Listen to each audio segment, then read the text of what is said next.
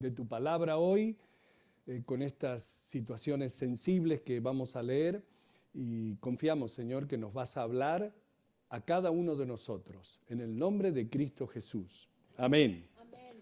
Amén. Abran su Biblia en Romanos capítulo 1.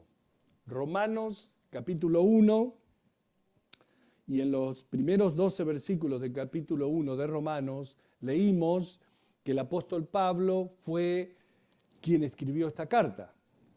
Leímos que Pablo oraba siempre por los santos hermanos en Roma. Recuerda que hablamos, que dice de que santos en Roma. Y aclaramos de que la Biblia se refiere a santos, a todos aquellos que han aceptado a Cristo Jesús, sus pecados han sido perdonados y hemos sido santificados, justificados por Cristo Jesús.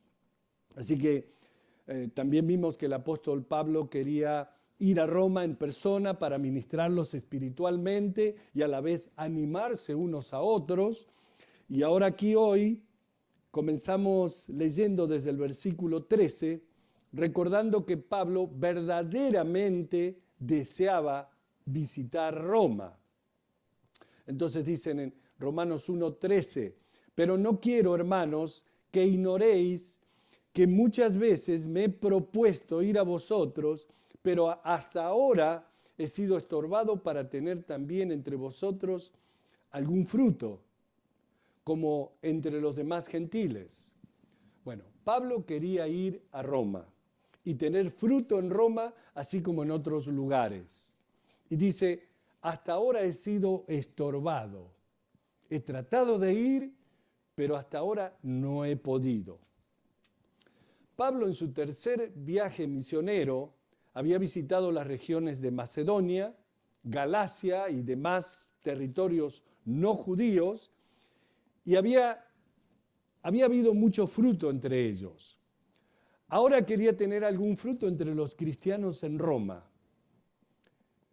Entonces en el versículo 14 dice, a griegos y a no griegos, a sabios y a no sabios, soy deudor. En otras palabras, soy deudor a todos. Así que, en cuanto a mí, pronto estoy a anunciaros el Evangelio también a vosotros que estáis en Roma, porque no me avergüenzo del Evangelio, porque es poder de Dios para salvación a todo aquel que en él, a todo aquel que cree, al judío primeramente y también al griego. Bueno, Pablo no se avergonzaba porque su mensaje era el mensaje de Cristo. Eran las buenas nuevas, las buenas noticias. Era el mensaje de salvación poderoso para cambiar vidas y para todos. Pero dice, al judío primeramente y también al griego. La pregunta es, ¿por qué dice a los judíos primeramente? Claro, los judíos dicen, yeah. ¿Saben por qué? Porque por más de 2000 años, el pueblo judío fue un pueblo especial para Dios.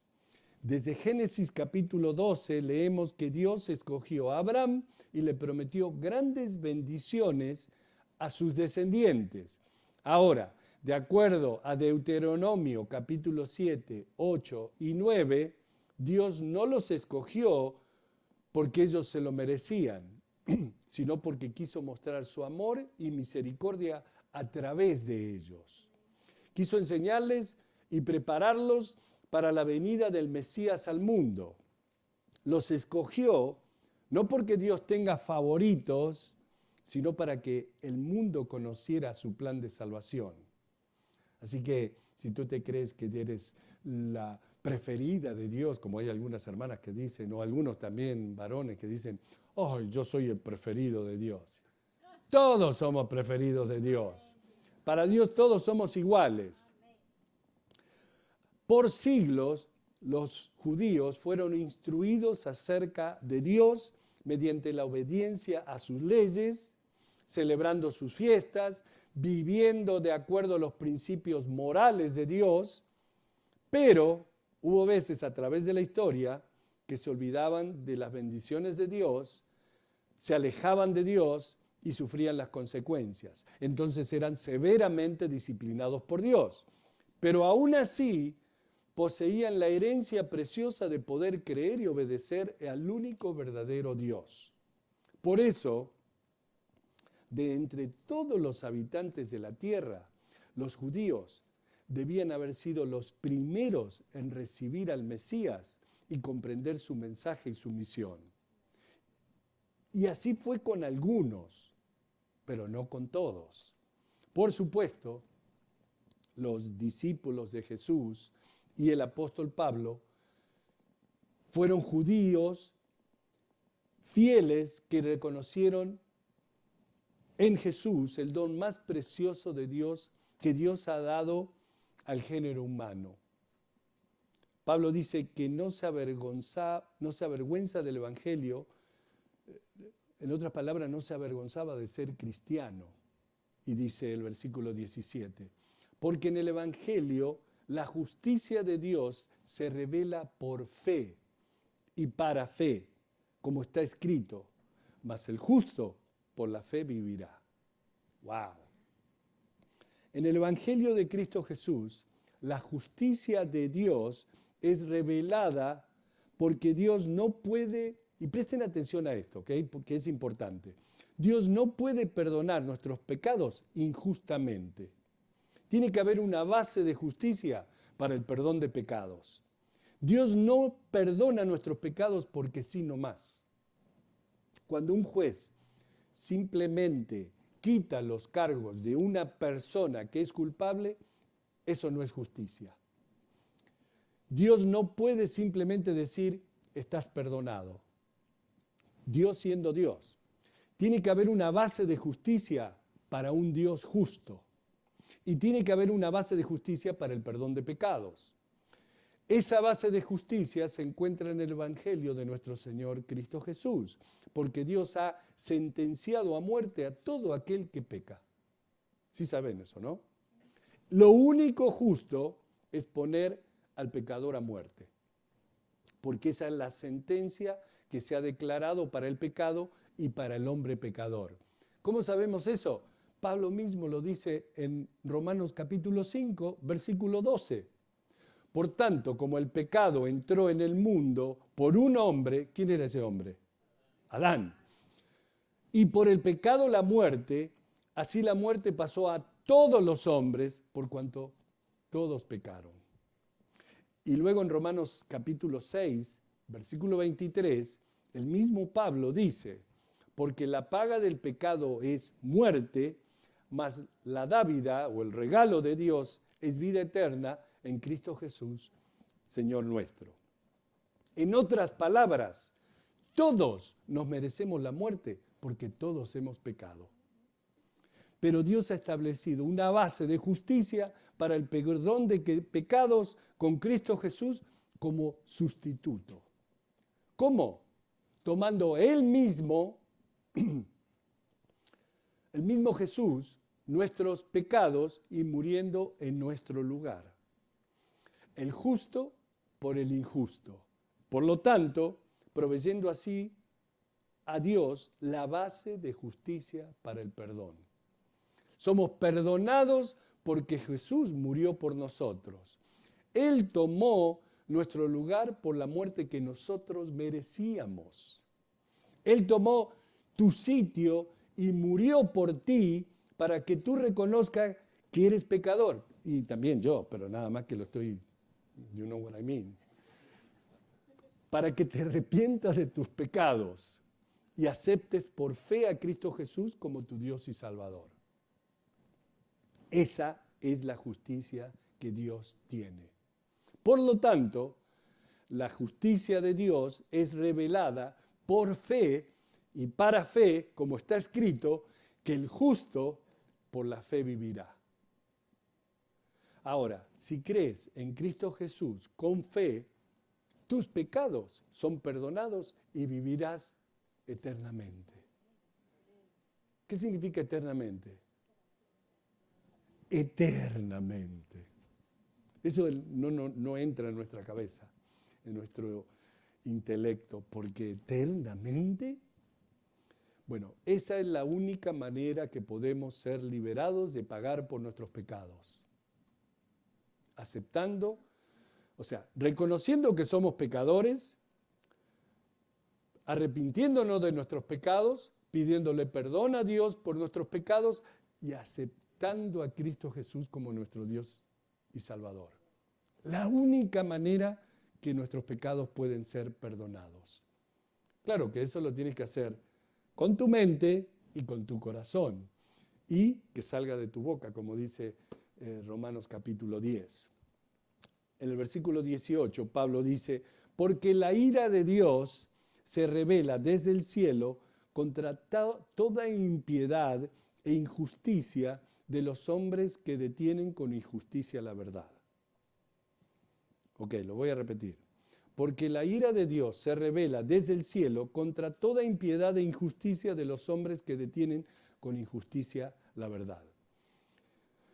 De manera que aquí encontramos primero la justicia de Dios revelada en el versículo 17 y luego en el versículo 18 la ira de Dios es revelada. Primero la justicia de Dios e inmediatamente la ira de Dios. Y dice, la ira de Dios se revela en contra de la impiedad y en contra de la injusticia. Ahora, ya lo hemos hablado esto muchas veces, pero ¿qué significa impiedad? Bueno, ¿qué significa piedad? Piedad es ser como Dios. Y por supuesto, impiedad es ser en contra de Dios. Entonces, ¿cuál es la diferencia entre impiedad e injusticia? ¿Recuerdan cuando Moisés bajó del monte Sinaí y tenía las 2 tablas de piedra con los 10 mandamientos? En la primera tabla de piedra estaban los primeros 4 mandamientos que tenían que ver con la relación del hombre con Dios. Número 1, no tendrás dioses ajenos delante de mí. Número 2, no tomarás el nombre del Señor en vano. Número 3, no te harás imagen ni ninguna semejanza de dioses. Número 4, acuérdate del sábado, del día de reposo, para santificarlo. Bueno, el violar uno de estos 4 mandamientos constituye tener una mala relación con Dios, lo cual se denomina impiedad. ¿Por qué? Porque no quiero ser como Dios. La segunda tabla de piedra tiene que ver con la relación del hombre con su prójimo, con los demás. Y violar una de las leyes de la segunda tabla de piedra es no vivir la vida de una manera justa y adecuada para con los demás. Y por lo tanto, eso constituye la injusticia. Una mala relación con los demás es una injusticia. Así que la ira de Dios se manifiesta contra la impiedad e injusticia de los hombres que tienen la verdad de Dios, pero la detienen con su injusticia. Tener y saber la palabra no es suficiente. Debemos obedecerla y vivirla. Santiago, en su libro, dice, sean hacedores de la palabra, no solo oidores, engañándose a ustedes mismos. Mucha gente hoy en día se está engañando a sí misma porque han escuchado la palabra, conocen la palabra, saben lo que Dios demanda, tienen la verdad de Dios, pero desafortunadamente la tienen en injusticia, porque no la obedecen. Y lo peor de todo es que hay muchos así que vienen a la iglesia todos los domingos. Un pastor amigo me dijo una vez, Sergio, muchos conocen la palabra, viven con la palabra, unos hasta la enseñan, pero lo triste es que la palabra no vive en ellos. El versículo 19 dice, porque lo que de Dios se conoce les es manifiesto, pues Dios se lo manifestó. De manera que existe en nuestra propia conciencia ese conocimiento del bien y el mal. Universalmente hay dentro de la conciencia del ser humano ese conocimiento por lo cual uno sabe lo que está bien y lo que está mal. Es manifiesto dentro de nosotros.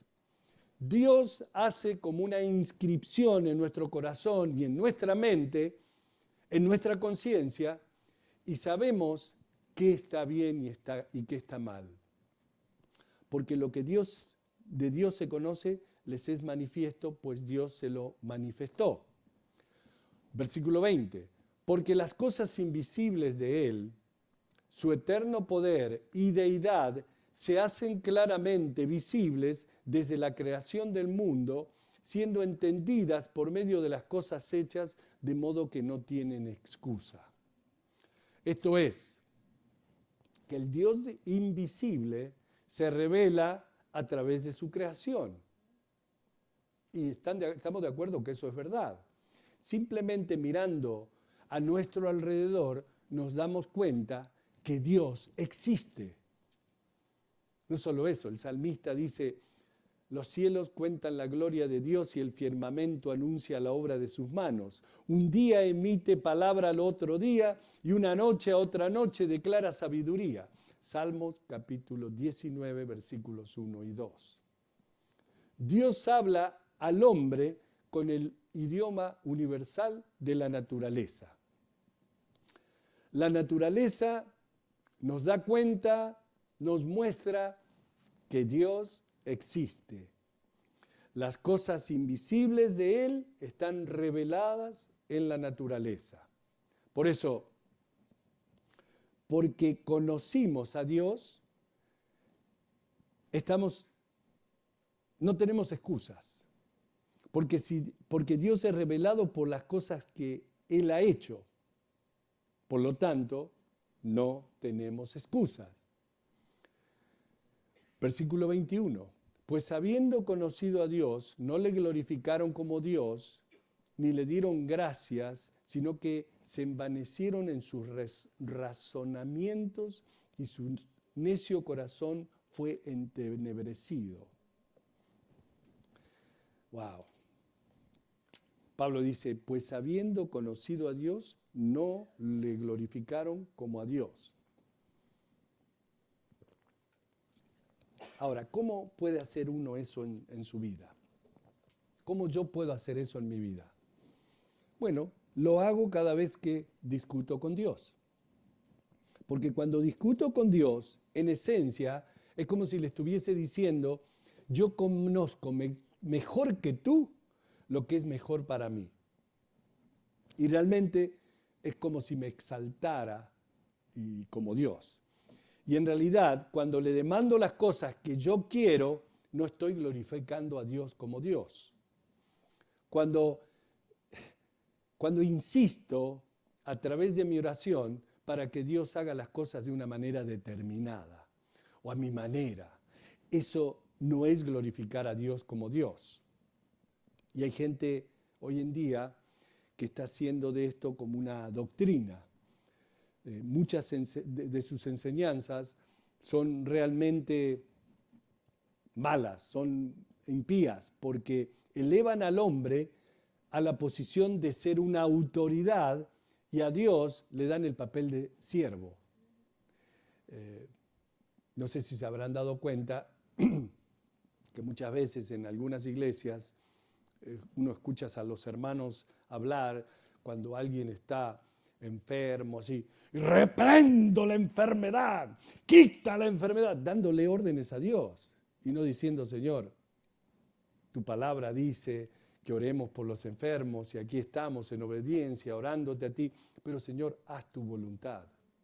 ¿Quién soy yo para darle órdenes a Dios y gritarle con esa autoridad? Eso es antibíblico. Saben, en uno de los comentarios estaba leyendo sobre un libro de un reconocido pastor de una iglesia muy grande, donde dice que él deseaba, esto contado por el pastor, ¿ok? Que él deseaba una bicicleta y estaba orando por una bicicleta. Y después de orar por muchos meses por su bicicleta y no recibirla, se molestó mucho con Dios. Y fue a Dios y le dijo, ¿cómo puedo enseñar a la gente a orar y a confiar en ti y creerte en oración cuando yo he estado orando todo este tiempo por una bicicleta y nunca me la diste? Y dice que Dios le dijo, supuestamente, dice que Dios le dijo, bueno, tú nunca me dijiste qué tipo de bicicleta querías, ni qué color. ¿Saben una cosa? Para mí eso es una burla. Que un pastor enseñe eso en la iglesia. Para mí eso no es glorificar a Dios como Dios. ¿Qué clase de Dios estoy sirviendo que no sabe qué clase de bicicleta es la mejor para mí? Yo rechazo completamente ese concepto de Dios, porque Dios no es un genio de botella esperando satisfacer todos mis deseos y mis caprichos. Yo cuando digo, quiero mi casa en Corona del Mar, ustedes saben que ni loco puedo tener una casa en Corona del Mar, lo hago como un chiste. Sí le pido a Dios que si algún día quiere bendecirme, pero sé que la realidad es completamente diferente. No podría pagar ni los impuestos de la casa en Corona del Mar. Pero el poner mis oraciones y pedirle a Dios que haga su voluntad me produce paz, me produce descanso. Yo tengo fe en Él, confío en Él. Confío en Dios y confío en que Él me va a dar lo que verdaderamente necesito, no lo que a mí se me antoje. El encomendarse a Dios totalmente es el más grande lugar de descanso y paz que nosotros los cristianos tenemos. Porque de esa manera no tengo en mi mente cosas que deba hacer por mí. Porque me he encomendado a Dios de tal manera que cualquier cosa que Él hace, yo la acepto y eso me da descanso. Muchas veces nos encontramos orando por cosas que nosotros queremos que a fuerza se hagan realidad. Me llaman hermanos pidiéndome oración por cosas que a veces por no ofenderlos, lo hago, pero ¿saben una cosa? Siempre le pido a Dios que haga su voluntad. No voy a dar ningún ejemplo para no hacer sentir mal a nadie, pero hay veces que la voluntad de Dios no concuerda con nuestros deseos y debemos saber aceptarlos y debemos orar que Dios haga su voluntad, para que cualquiera sea su voluntad, que prepare nuestros corazones para aceptarlo. Y cuando Dios hace su voluntad, debemos obedecer, porque si no obedecemos, no glorificamos a Dios. Y no hacemos, como dice Pablo en el versículo 21, pues habiendo conocido a Dios, no lo glorificaron como a Dios, ni le dieron gracias, sino que se envanecieron en sus razonamientos y su necio corazón fue entenebrecido. Y versículo 22 dice, profesando ser sabios, se hicieron necios. Pablo les está diciendo que Dios se ha revelado a sí mismo a través de la naturaleza. El hombre puede conocer a Dios a través de la naturaleza, porque la naturaleza es una revelación de Dios. La naturaleza por sí misma está hablando de la existencia de Dios. Está declarando la gloria de Dios, su poder y sus maravillas.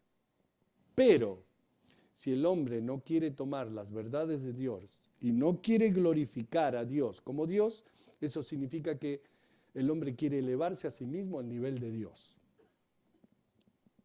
Y, por supuesto, yo soy el amo de mi destino. Yo soy el capitán de mi alma, de mi mente.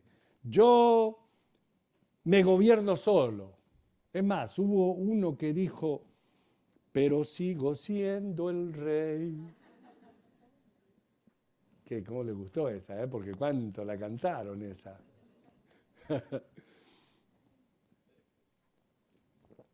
Ahora, cuando el ser humano piensa así, al observar la naturaleza, lo hace desde una posición presupuesta de que Dios no existe.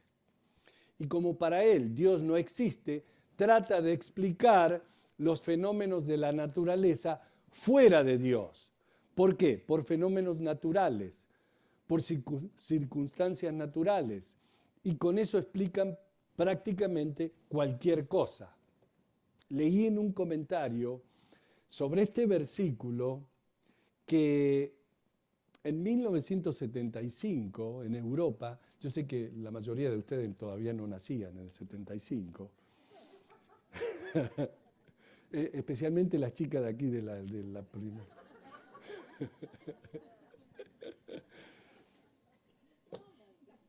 Dice que hubo un simposio, un congreso muy interesante en Europa, que estaban los más notables científicos del mundo, quienes se reunieron en ese simposio para determinar si ha habido o no esfuerzos extraterrestres para contactarse con el planeta Tierra. En esta reunión, los científicos más conocidos del mundo o más renombrados del mundo presentaron sus trabajos, sus disertaciones sobre el tema de los seres extraterrestres que estaban supuestamente buscando comunicarse con ellos aquí en el planeta Tierra. Los científicos sentían que para poder establecer si había o no había allá afuera intentos por comunicarse con nosotros aquí en la Tierra, sería importante determinar cuál era la probabilidad de que determinadas formas de vida pudieran existir en otros planetas en el universo, considerando todos los múltiples y verdaderos obstáculos de la existencia de vida. Ok, ¿qué hicieron? Empezaron a alimentar las computadoras de esos tiempos con los factores necesarios para el desenvolvimiento de la primera célula viviente, con todas las variables para crear la primera célula, porque supuestamente para ellos todos descendemos de una célula madre, según los científicos. La computadora, trabajando con todos esos factores, sacó la respuesta de que solo había una probabilidad en 10, que solo había una probabilidad en 10 elevado a la 27ª potencia. Eso significa un 1 seguido por 27 ceros. No hay probabilidades. Digamos, imposible de que la primera célula fuese creada.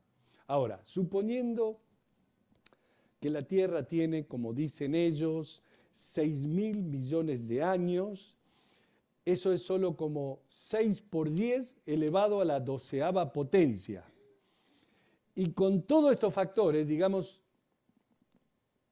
1 billón o mil millones de ellos, ocurriendo cada segundo a lo largo de 6.000 millones de años, solo se habría formado la primera célula. Pero entonces se tuvo que desarrollar 2 células en el mismo lugar, por lo tanto, el primer documento concluyó que no había seres extraterrestres tratando de comunicarse con el planeta Tierra, porque es imposible que pueda haber cualquier otra forma de vida en el universo a causa de la complejidad del desarrollo de la célula. La vida es imposible en otro lugar del universo. Entonces, no tuvo sentido tener este simposio sobre si había o no seres extraterrestres tratando de comunicarse con nosotros, porque es imposible que puedan existir. Las probabilidades lo descartan. Ahora, fue un documento muy interesante, pero me pregunto, ¿por qué estos científicos no dieron un paso más allá